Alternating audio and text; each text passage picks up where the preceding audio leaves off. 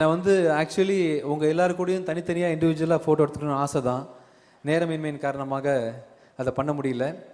என்னோடய அன்பு, உங்களோட அன்பு நம்மக்கிட்ட எப்போவுமே சேர்ந்தே இருக்குது. இன்றைக்கி இந்த ஃபங்க்ஷன் நான் வந்து வழக்கமாக எந்த மேடைகளில் போனாலும் சொற்பொழிவு ஆட்டுற மாதிரி எனக்கு அவ்வளோ நாலேஜ்லாம் கிடையாது. நான் இப்போ தான் என்னோடய இண்டஸ்ட்ரியில் கொஞ்சம் கொஞ்சமாக வளர்ந்து வந்துட்டுருக்கிறேன். இப்போ இந்த ஃபங்க்ஷனுக்கு வரும்போது சிகரம் தொடு அப்படின்ற டாப்பிக்கில் வந்து பேச சொல்லி எனக்கு சொன்னாங்க.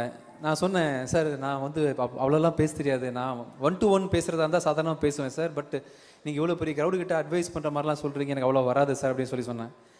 மனசில் என்ன தோணுதோ பேசுங்க அப்படின்னு சொல்லி சொன்னாங்க. ஸோ என் மனசுக்கு எதெல்லாம் பேசணும்னு தோணுதோ, அது எவ்வளோ நேரம் தோணுதோ அதெல்லாம் நான் பேச ட்ரை பண்ணுறேன். இப்போ வந்து சிகரம் அப்படின்னு சொல்லிட்டு நம்ம வாழ்க்கையில் எதை நினைக்கிறோம் அப்படின்னு நான் உங்ககிட்ட கேட்க விரும்புகிறேன். ஒருத்தர்கிட்ட கேட்டால் என்ன சொல்லுவாங்க? நான் கலெக்டர் ஆகணும் அப்படின்னு சொல்லுவாங்க. ஒருத்தங்க வந்து 10,000 கோடி சொத்து வேணும்னு சொல்லுவாங்க. ஒருத்தங்க பைலட் ஆகணும்னு சொல்லுவாங்க. ஸோ என்னை பொறுத்த வரைக்கும் சிகரம் அப்படின்றது பார்த்திங்கன்னா மன அமைதி. மனசில் அமைதியோடு இருக்கணும், அதுதான் சிகரம். உலகத்திலேயே பெரிய பணக்காரன் கோடீஸ்வரன், நான் இப்போ AK-47 இங்கே 10 பேர், இங்கே 10 பேர், அவனால் தனியாக நடந்து போக முடியாது, அவனால் மார்க்கெட்டுக்கு போக முடியாது, ஹோட்டலில் சாப்பிட முடியாது, உங்கள் கூட பப்ளிக்காக பழக முடியாது அப்படின்னு சொன்னால் அப்படி அதில் என்ன சக்ஸஸ் இருக்குது? அது இல்லை எனக்கு சிகரம். எனக்கு சிகரம் வந்து மனசில் ரொம்ப அமைதியாக, சந்தோஷமாக, பகை இல்லாமல், ஒருத்தர் அன்பாக நட்பு பாராட்டி வாழ்கிறது தான் எனக்கு சிகரம். ஸோ சிலர் வந்து எதுக்கு சொல்கிறேன்னா இந்த விஷயத்த, சில நடுத்தர மக்கள், ஏழைகள் வந்து பெரிய ஒரு பணக்காரனை பார்த்துட்டு நம்ம நிம்மதி இல்லை, நம்ம சக்ஸஸ்ஃபுல்லாக இல்லை, அவன் ரொம்ப சக்ஸஸாக இருக்கான்னு யாரும் தப்பாக நினச்சிட வேண்டாம். அவன் பணக்காரனாக இருக்கான், சக்ஸஸ்ஃபுல்லாக இருக்கானான்னு நமக்கு தெரியாது. ஸோ சிகரம்ன்றது நம்ம குடும்பத்தோட அமைதியாக சந்தோஷமாக வாழ்கிறது தான் சிகரம். ஸோ நம்ம வந்து கை கடக்கமாக ஒரு 2 பொண்ணு 2 பையன் அப்படின்னு சொல்லிட்டு சொந்த பந்தத்தோடு சேர்ந்து வாழ்கிறதுக்கு பார்த்தீங்களா, எத்தனை பேர் வந்து அண்ணன் தம்பியோட பேசி பழகிட்டு இருக்கிறாங்க, எத்தனை பேர் உறவாக இருக்காங்க. பணம் அப்படின்றது வந்து எல்லா மனிதர்களையும் பிரிக்கின்றதுனால சிகரம் அப்படின்ற ஒரு விஷயத்துலேருந்து பணம் அப்படின்ற விஷயத்தை நம்ம தூக்கிடலாம். பணத்துக்கும் சக்ஸஸுக்கும் சம்மந்தமே கிடையாது அப்படின்றது என்னோட தாழ்மையான கருத்து. ஸோ நம்ம எல்லோரும் சந்தோஷமாக இருக்கணுன்றது மட்டுமே எய்மாக வச்சுப்போம். நமக்குள்ளே வந்து ஒரு மதம், ஒரு ஜாதி எதுவுமே இல்லாமல் மனிதன், ஏன் தமிழன் இந்தியன்னு கூட சொல்லிக்க வேணாம், உலகத்தில் 2 ஜாதி தான், நல்ல மனுஷன் கெட்ட மனுஷன் அப்படின்ற ஒரு விஷயத்தை எடுத்துகிட்டு நம்ம வந்து லைஃப்பில் ஒரு இருக்கணும் அப்படின்னு சொல்லிட்டு நான் நினைக்கிறேன். ஸோ அப்படி அந்த விதத்தில் பார்க்கும்போது நான் வந்து கொஞ்ச நாளைக்கு முன்னாடி சிகரத்தை தொட்டுட்டேன். I am happy with my family, ரொம்ப சந்தோஷமாக இருக்கிறேன். ஸோ உதாரணத்துக்கு நம்ம வந்து அமிதாப் பச்சன் பெரிய பெரிய சூப்பர் ஸ்டார்ஸ் நினச்சிட்டு நம்ம அந்த இடத்த அடையணும்னு நினச்சிட்டு இருந்தோம்னு சொன்னால் மனசு ஃபுல்லாக அது அடையிற வரைக்கும் நிம்மதி இருக்காது. ஸோ அமைதி சிகரம்ன்றதுனால நான் சிகரத்தை தொட்டுட்டேன். நீங்கள் எல்லோரும் நாளைக்கே தொட முடியும் சிகரத்தை. நாளைக்கே வீட்டுக்கு போன பிறகு உங்கள் விஷயத்தில் உங்கள் கை கடக்கமாகவே சிகரம் இருக்குது, அதெல்லாம் தொட்டுடலாம். அப்புறம்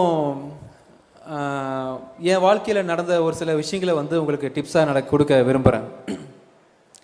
ஸ்கூல் படிக்கும்போது நான் எந்த பாடத்துலேயும் வந்து முதல் மாணவனாக வந்ததில்லை, கிளாஸில் லாஸ்ட் நான் தான். காலேஜ் படிக்கும்போது எந்த பாடத்துலையும் நான் இன்றைக்கும் வந்து நான் திருநெல்வேலியில் தான் படித்தேன், சேவிஸ் ஸ்கூலில் சேவிஸ் காலேஜில் படித்தேன்.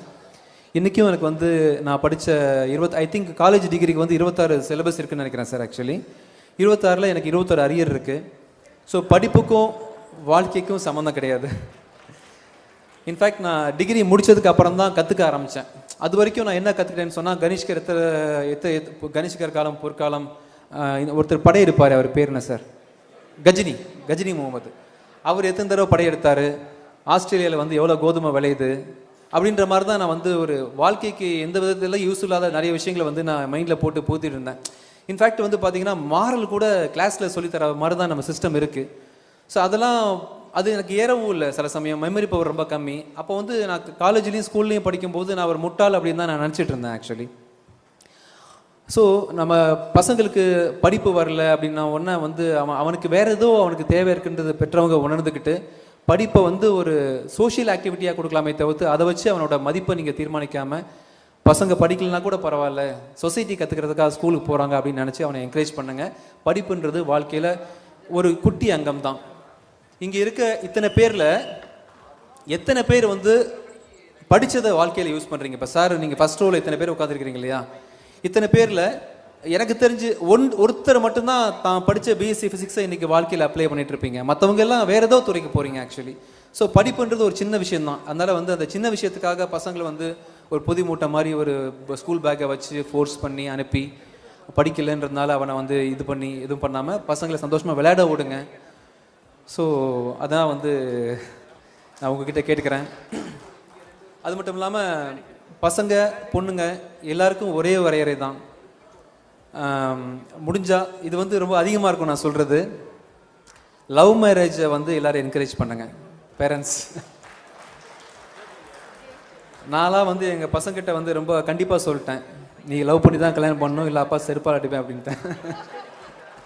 2 பொன் குழந்தைங்க எனக்கு, நீ உனக்கு பிடிச்ச மாப்பிள்ளையை தேடு அப்படின்னு சொல்லிட்டு ஒரு அந்த பொறுப்பை நான் அவங்க கையில் கொடுத்த உடனே அந்த விஷயத்தை அவங்க சீரியஸாக எடுத்து அவர் ரொம்ப அப்பாவுக்கு ஏதாவது ஒரு விஷயம் பார்த்தா கூட, அப்பா நான் பண்ணுறேன்ப்பா, எனக்கு பிடிக்குதுப்பா, எனக்கு வேணுமா, உங்களுக்கு ஓகேவாப்பான்னு சொல்லிட்டு நம்மக்கிட்ட கேட்பாங்க, டிஸ்கஸ் பண்ணுவாங்க. அந்த மாதிரி பெற்றவங்க வந்து பிள்ளைங்களுக்கு வந்து ஒரு ஃப்ரெண்ட்ஸாக வீட்டுக்குள்ளே குடும்பத்துக்குள்ளே தான் நட்பு. ஃபஸ்ட்டு ஃப்ரெண்டு வந்து ஒரு அப்பாவும் அம்மாவும் தான் ஒரு பிள்ளைக்கு இருக்கணும். இப்போ இந்த காலத்தில் என்ன நடக்குதுன்னு பார்த்தீங்கன்னு சொன்னால், மச்சான் ஒரு விஷயம் மச்சான் வீட்டுக்கு தெரியக்கூடாது அப்படின்னு வந்து நம்மளை தாண்டி மற்றவங்கக்கிட்ட ஷேர் பண்ணுற மாதிரி சூழ்நிலை இருக்குது. ஸோ அப்பா அம்மாவும் வந்து பசங்க மைண்டுக்கு இறங்கி அவங்க கூட ஒரு நல்ல நட்பாக பழக்கணும்னு ஆசைப்பட்றேன். ஸோ இவ்வளோ தான். சிகரம் தொட்டுன்னு சொன்னால் அமைதியார், அவ்வளோதான் எனக்கு சொல்ல வேண்டியதாக தான் சொன்னாங்க. ஆக்சுவலாக நீங்கள் எந்த வேலை வேணால் செய்யுங்க, அதை பிடிச்சி விரும்பி, இல்லை அந்த ஒர்க்குக்கு ஒரு நீதி இருக்கு இல்லையா, அதை பண்ணிட்டாலே நீங்கள் சிகரத்தை ஆட்டோமேட்டிக்காக தொட்டுருவீங்க. ஆமாம், நீங்கள் எந்த மதத்தவராக இருந்தாலும் சரி, யாராக இருந்தாலும் சரி, உங்கள் தெய்வம் உங்கள் தொழில் வந்து உங்களை வந்து உங்களுக்கு எல்லாத்தையுமே கொடுத்துரும். என்னோட அப்பா தவறிட்டாங்க என்னோட 7 வயசு இருக்கும்போது. எனக்கு வந்து ஹிந்தி சொல்லித்தரணும், இங்கிலீஷ் மீடியத்தில் என்னை படிக்க வைக்கணும், இல்லைன்னா எனக்கு டான்ஸ் சொல்லித்தரணும் அப்படின்ற மாதிரி எனக்கு வந்து கைட் பண்ணுறதுக்கு எங்கள் அம்மாவுக்கு அவ்வளோவா நாலேஜ் இல்லை. எனக்கு சின்ன வயசில் ரொம்ப கஷ்டப்பட்டதுனால வாழ்க்கையில் முன்னேறணும்னு மட்டும்தான் ஐடியா இருந்துச்சு, தவிர என்ன செய்யணும்னு தெரியாது. ஏதோ ஒரு வேலைக்கு சேர்ந்த மாதிரி தான் நான் சவுண்ட் இன்ஜினியராக சேர்ந்தேன். சவுண்ட் இன்ஜினியராக இருக்கும்போது அதுக்கு என்ன மேக்ஸிமம் செய்ய முடியுமோ அதை பண்ணேன். அங்கே இருக்கும்போது மியூசிக் டைரக்டர் ஆகலான்னு தோணுச்சு. இன்றைக்கி வரைக்கும் எனக்கு மியூசிக் தெரியாது சார். ஆக்சுவலாக எப்படி உங்கள் அம்மா வந்து ஒரு கேட்ரிங் காலேஜில் சமையல் படிக்காமல் அருமையாக சமைக்கிறாங்களோ, அது மாதிரி நான் மியூசிக் கற்றுக்காமல் மியூசிக் பண்ணிகிட்ருக்கிறேன். சின்சியராக பண்ணுறேன், அதுவும் கேட்கக்கூடாது சார். ஆக்சுவலாக இன்றைக்கி இருக்க தயவு செஞ்சு அப்பா அம்மா பேச்சை மட்டும் கேட்டுறாதீங்க. ஏன்னா அப்பா அம்மா பயப்படுவாங்க. எங்கள் அம்மா என்னை எப்படி சொல்லி வளர்த்தாங்க தெரியுமா? எங்கள் அம்மா வந்து ஒரு கவர்மெண்ட் ஆஃபீஸர் கிளர்க்காக வேலை பார்த்தாங்க.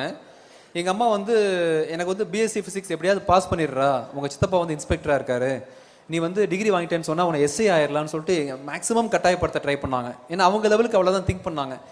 நான் வந்து எனக்கு பிடிவாத குணம் ரொம்ப அதிகம். அதாவது எல்லாத்தையும் பேசுகிறதையும் நான் கேட்பேன், எனக்குள்ளே நிறைய பேசிப்பேன். ஸோ ஒவ்வொருத்தருக்கும் ஒரு திறமை இருக்குது, எல்லோரும் வந்து ஒரே மாதிரி இருக்கணுன்ற அவசியம் இல்லை. ஸோ நீங்கள் உங்களுக்குள்ளே பேச ஆரம்பிச்சிங்கன்னா நீங்கள் யாருன்றதை கண்டுபிடிக்கலாம். ஒரு நல்ல ஒரு நெசவு தொழிலாக வரலாம், ஒரு சிற்பம் வடிவமைக்கலாம், மியூசிக் டைரக்டர் ஆகலாம், ஆக்ட் பண்ணலாம், பாட்டு எழுதலாம், பாடகராகலாம். ஸோ அது வந்து மற்றவங்களுக்கு தெரியாது.